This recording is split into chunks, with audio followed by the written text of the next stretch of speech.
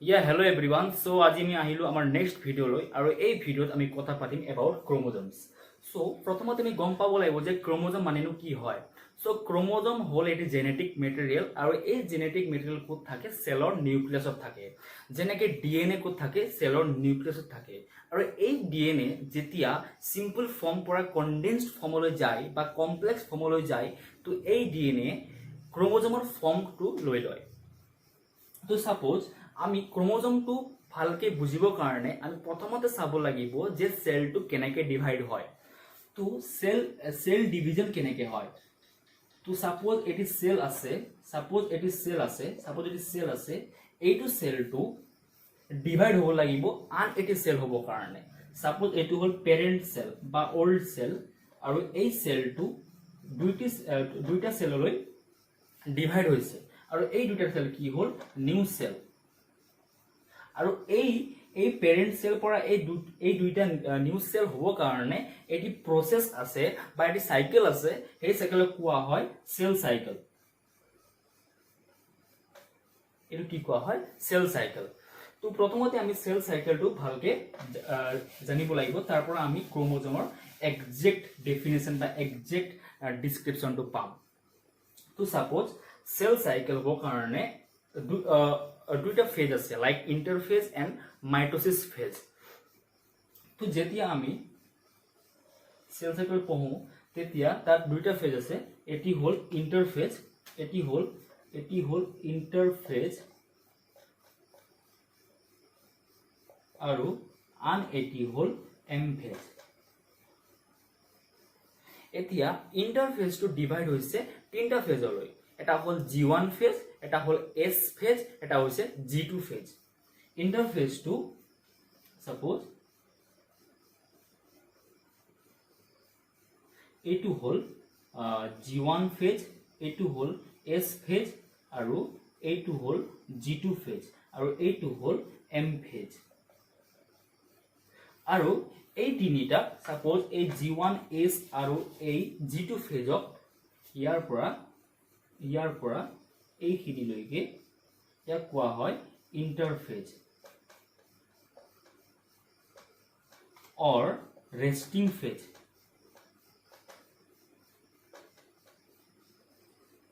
মানে কি হয়, যেতিয়া এটি ওল্ড সেলৰ পৰা বা এটি পেৰেণ্ট সেলৰ পৰা নিউ সেলটো ক্ৰিয়েট হয় তেতিয়া এই নিউ সেলটো প্ৰিপেয়াৰ হ'বৰ কাৰণে প্ৰথমতে ওল্ড সেলে G1 ফেজলৈ for the DNA replication. The DNA replication মানে কি হ'ল, সাপোজ এটি সেল আছে, সেইটো সেলৰ ডুপ্লিকেট ফৰ্মটো, সাপোজ এটি মাষ্টাৰপিস আছে, সেইটোৰ ফটোষ্টেট কপিটো, আৰু সেই ফটোষ্টেট কপিটো কি হ'ল মিন্স এইটো হ'ল ৰেপ্লিকেশন বা এইটো অৰিজিনাল এইটো মাষ্টাৰ কপিৰ কি হ'ল এইটো হ'ল ৰেপ্লিকেশন বা এইটোৰ ডুপ্লিকেশন। তো সাপোজ এটি ওল্ড সেল আছে, সাপোজ এটি ওল্ড সেল আছে,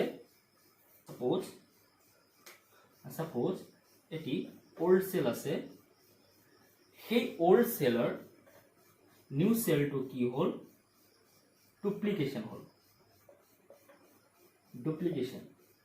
তো এই ডুপ্লিকেশন হ'ব কাৰণে এই ওল্ড সেলৰ ডিএনএটো এই নিউ সেলৰ ডিএনএ লৈ কি হ'ব ডুপ্লিকেট হ'ব। মিন্স এইটো ডিএনএটো জেৰক্স হ'ব, এইটো ডিএনএ ফৰ্ম হ'ব কাৰণে নিউ সেলৰ ডিএনএ ফৰ্ম হ'ব কাৰণে কি হ'ব জেৰক্স হ'ব বা ডুপ্লিকেশন হ'ব বা ৰেপ্লিকেশন হ'ব। আৰু সায়েন্সৰ টাৰ্মছত কি ক'ব এইটো ৰেপ্লিকেশন, ডিএনএ ৰেপ্লিকেশন বুলি কোৱা হয়। সাপোজ ওল্ড সেলৰ যোন ডিএনএ আছে সেই ডিএনএ নিউ সেলৰ মানে যোন ওল্ড সেলৰ ডিএনএ আছে সেই ওল্ড সেলৰ ডিএনএটো কি হ'ব ইয়াত ৰেপ্লিকেট হ'ব বা ডুপ্লিকেশন হ'ব। আৰু এই ডুপ্লিকেশন হ'ব কাৰণে প্ৰথমত ইন্টাৰফেজ আছে, প্ৰথমত হ'ব ইন্টাৰফেজ, তাৰ পৰা হ'ব এম ফেজ। তো এতিয়া ইন্টাৰফেজত প্ৰথমটো ফেজ হ'ল G1 ফেজ আৰু এই G1 ফেজত এই ডিএনএ ৰেপ্লিকেশন কাৰণে প্ৰিপাৰেশন হয়, preparation for the DNA replication, preparation for DNA replication. আৰু এই এস ফেজত কি হ'ব একচুয়াল ডিএনএ ৰেপ্লিকেশনটো হ'ব।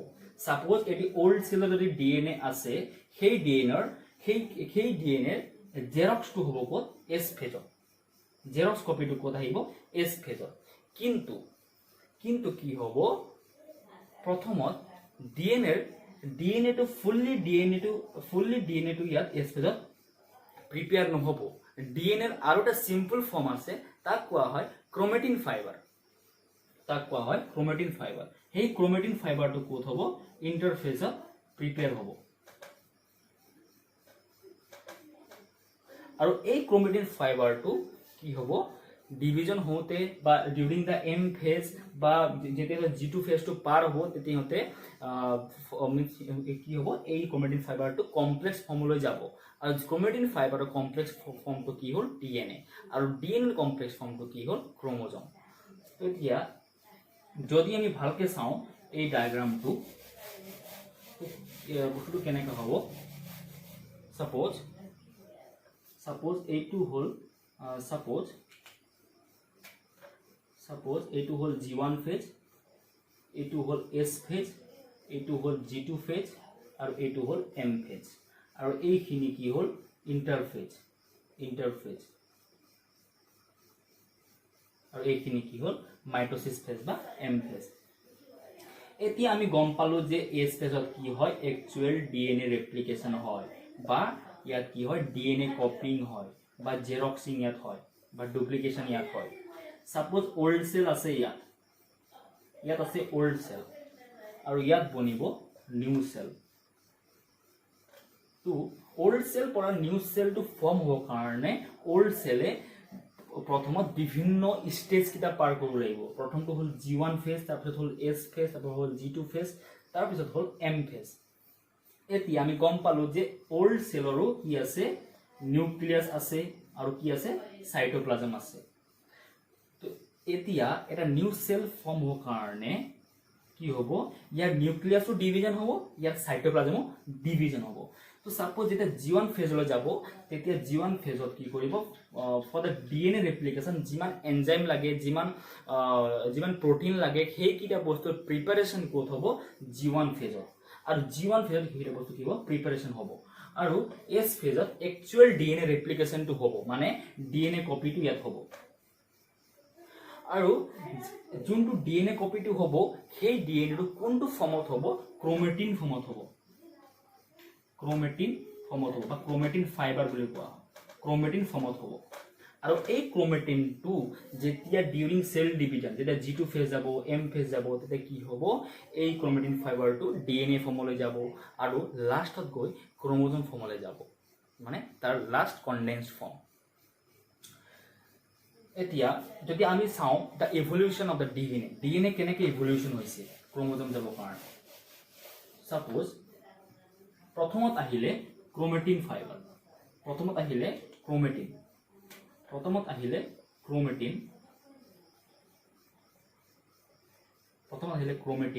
এই ক্ৰোমেটিনটো কি হ'ল ডিএনএ লৈ গ'ল আৰু এই ডিএনএ ক'ত গ'ল লাষ্টত ক্ৰোমোজোম লৈ গ'ল যেতিয়া ক্ৰোমেটিনটো ডিএনএ ফৰ্মত যাব তেতিয়া কি মানে কেতিয়া যাব ডিউৰিং সেল ডিভিজন যেতিয়া সেলটো ডিভাইড হৈ গৈ থাকিব তেতিয়া এই ক্ৰোমেটিন ফৰ্মটো কি হ'ব কমপ্লেক্স হৈ থাকিব এইটো হ'ল ক্ৰোমেটিনৰ কমপ্লেক্স ফৰ্ম ডিএনএ আৰু ডিএনএ আমি গম পাওঁ বিভিন্ন প্ৰটিন আছে লাইক দ্য হিষ্টন প্ৰটিনছ যোনে ডিএনএ পেকেজিং কাৰণে হেল্প কৰে আৰু যেতিয়া বিভিন্ন প্ৰটিনছ কিটা ডিএনএত গৈ বাইণ্ড কৰিব লাইক কি প্ৰটিনছ কিটা বাইণ্ড কৰিব ইয়াত হিষ্টনছ এণ্ড নন হিষ্টনছ প্ৰটিনছ কিটা লাইক যেতিয়া হিষ্টন প্ৰটিনছ কিটা যেতিয়া ডিএনএত গৈ বাইণ্ড কৰি থাকিব তেতিয়া কি হ'ব এই ডিএনএটো লাষ্টত গৈ ক্ৰোমোজোম ফৰ্মলৈ যাব এইটো হ'ল কনডেন্সড ফৰ্ম ডিএনএৰ কনডেন্সড ফৰ্ম তো এতিয়া কি হ'ল এইটো হ'ল ইভলিউশন অফ ডিএনএ প্ৰথমত ক্ৰোমেটিন আছিলে বহুত simple form like thread like structure DNA যেতিয়া ফৰ্ম হ'ল তেতিয়া কি হ'ল কইলিং হ'ল এনেকা কইলিং হ'ল ডিএনএ কইলিং হ'ল আৰু ক্ৰোমোজোমত কি হ'ল সো ইহঁতৰ কনডেন্স ফৰ্মটো ফৰ্ম হ'ল আৰু ডিএনএ কি হ'ল কইলিং ফৰ্ম আছিলে লাইক ইয়াত ইহঁতৰ আলফা হেলিক্স বেটা আলফা হেলিক্সটো এট ফৰ্ম হ'ল মিন্স কইলিং ফৰ্ম হ'ল এইটো হ'ল অলপ কমপ্লেক্স ফৰ্ম আৰু ক্ৰোমেটিনটো কি আছিলে লাইক থ্ৰেড হৈছিলে ইহঁতে থ্ৰেড লাইক ষ্ট্ৰাকচাৰ আছিলে এইকেইটা জাষ্ট থ্ৰেডৰ নিচিনা এটা আছিলে, thread like structure, simple form আছিলে। আৰু ডিউৰিং সেল ডিভিজন কি হ'ল, এই ক্ৰোমেটিনটো কমপ্লেক্স ফৰ্মলৈ গ'ল বা কইলিং ফৰ্মলৈ গ'ল, আৰু সেই কইলিং ফৰ্মত কি কোৱা হয়, ডিএনএ বুলি কোৱা হয়। আৰু যেতিয়া বিভিন্ন হিষ্টন প্ৰটিনছ কিটা আহি পেলাই ডিএনএক বাইণ্ড কৰিলে, তেতিয়া কি হ'ল, ডিএনএটো আৰু কমপ্লেক্স ফৰ্মত গ'ল বা আৰু কনডেন্স ফৰ্মলৈ গ'ল, লাষ্টত গৈ কি হ'ল, ক্ৰমোজমলৈ সিহঁতে ফৰ্ম কৰিলে। আৰু এই ক্ৰমোজমটো ক'ত থাকে, আমাৰ চেলৰ নিউক্লিয়াছত থাকে। এতিয়া আমি বুজি পালো ক্ৰমোজমটো কেনেকৈ হৈছে। তো এতিয়া হিউমেন বিঙত কি হয়, there are 23 sets of chromosome, 23 sets of chromosome আছে। আৰু এই 23 সেটস অফ ক্ৰমোজমত 22 সেটস আছে অটোজমস আৰু 1 সেটস আছে সেক্স ক্ৰমোজমস। মিন্স একচুয়ালি ক'লে there are 46 chromosomes in human being. এতিয়া ক্ৰমোজমো বিভিন্ন টাইপৰ আছে, লাইক মেটাসেন্ট্ৰিক, সাবমেটাসেন্ট্ৰিক, টেলোসেন্ট্ৰিক, এক্ৰোসেন্ট্ৰিক, এইকেইটা বিভিন্ন ক্লাছিফিকেশন আছে কিহৰ, ক্ৰমোজমৰ। এতিয়া ক্ৰমোজমটো কিমানটা আছে, 23 sets of chromosome in human being, in humans. আৰু এই 23 সেটসত কি আছে, 22 সেটস আছে বা 22 পেয়ার্স আছে কি, অটোজমস, আৰু 1 পেয়ার আছে কি বা 1 সেটস আছে কি, সেক্স ক্রোমোজোম, যোনে সেক্স ডিটারমাইন কৰে হিউম্যান বিঙৰ, সেক্স ক্রোমোজোম।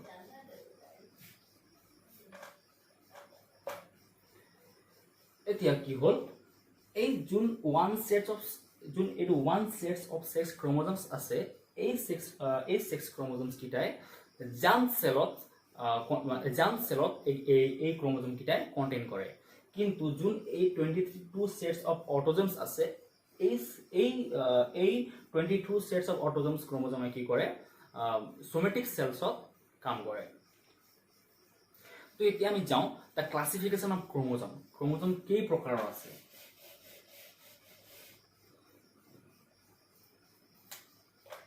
ক্ৰোমোজম ক্লাসিফিকেশন।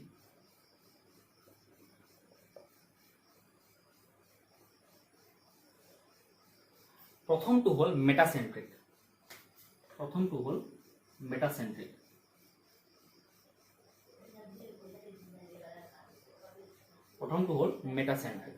আৰু মেটাসেন্ট্ৰিকত এতিয়া কি ফৰ্মত যাব, আমি গম পালো, এইটো হ'ল ক্ৰোমোজমৰ স্ট্ৰাকচাৰ। মেটাসেন্ট্ৰিকত কি হয়, সাপোজ এটা ক্ৰোমোজম হ'ল, সিহঁতৰ দুটা আৰ্মস আছে, ইয়াক কোৱা হয় আপাৰ আৰ্মস, আৰু ইয়াক কোৱা হয় লোৱাৰ আৰ্মস। আৰু মেটাসেন্ট্ৰিকত এই আপাৰ আৰ্মস আৰু এই লোৱাৰ আৰ্মস কি হয়, ইকুৱেলি থাকে বা সিহঁতৰ সাইজটো ইকুৱেল থাকে ইন মেটাসেন্ট্ৰিক। কিন্তু সাব মেটাসেন্ট্ৰিকত কি হয়, সাব মেটাসেন্ট্ৰিকত এই আপাৰ আৰ্মটো অলপ শৰ্ট হয় আৰু লোৱাৰ আৰ্মটো অলপ লং হয়। এইটো হ'ল মেটাসেন্ট্ৰিক। যেতিয়া আমি সাব মেটাসেন্ট্ৰিকত কি হ'ব, এই আপাৰ আৰ্মটো কি হ'ব, অলপ সৰু হ'ব, আৰু লোৱাৰ আৰ্মটো অলপ দীঘল হ'ব। এইটো হ'ল সাব মেটাসেন্ট্ৰিক। এই আপাৰ আৰ্মটো কি হ'ব, means short upper arm, short হ'ব, আৰু এইটো কি হ'ব, লং হ'ব। আৰু এইখিনি কোৱা হয় কাইনেটোকোৰ অৰ সেন্ট্ৰোমেয়াৰ।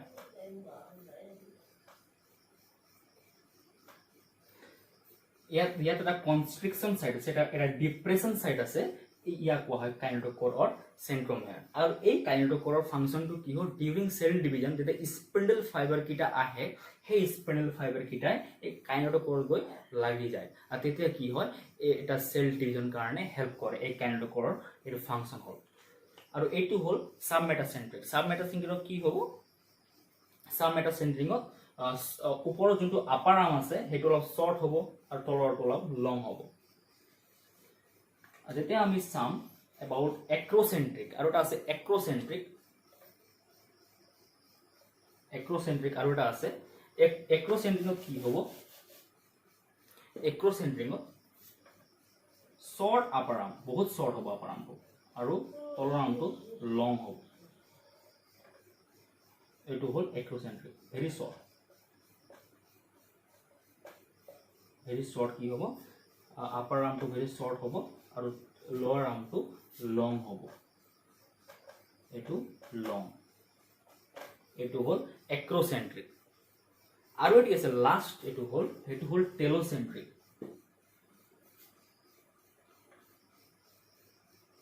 টেলোচেন্ট্ৰিকত কি হ'ব টেলোচেন্ট্ৰিকত আপাৰ আৰ্মটো টাৰ্মিনেলত সাপোজ অলপে থাকিব ইয়াত কিন্তু লোৱাৰ আৰ্মটো লং থাকিব এইটো হ'ল লোৱাৰ আৰ্ম লং লোৱাৰ আৰ্ম আৰু ভেৰি শৰ্ট আপাৰ আৰ্ম এইটো ক'ত হ'ল এইটো হ'ল টেলোচেন্ট্ৰিকত এইকেইটা আছিলে এবাউট দ্য ক্ৰোমোজম মানে কি হয় ক্ৰোমোজমটো কেনেকৈ ফৰ্ম কৰিলে আৰু ক্ৰোমোজমৰ মানে বিভিন্ন ক্লাছিফিকেশ্যন কেইটা আমি ডিছকাছ কৰিলোঁ এতিয়া আমি নেক্সট ভিডিঅ'ত কথা পাতিম এবাউট ৰাইবোজমছ আৰু ক্ল'ৰ'প্লাষ্ট আৰু যিমান ৰৈ যোৱাখিনি আছে সেইকেইটা আমি কমপ্লিট কৰিবলৈ আমি চেষ্টা কৰিম থেংক ইউ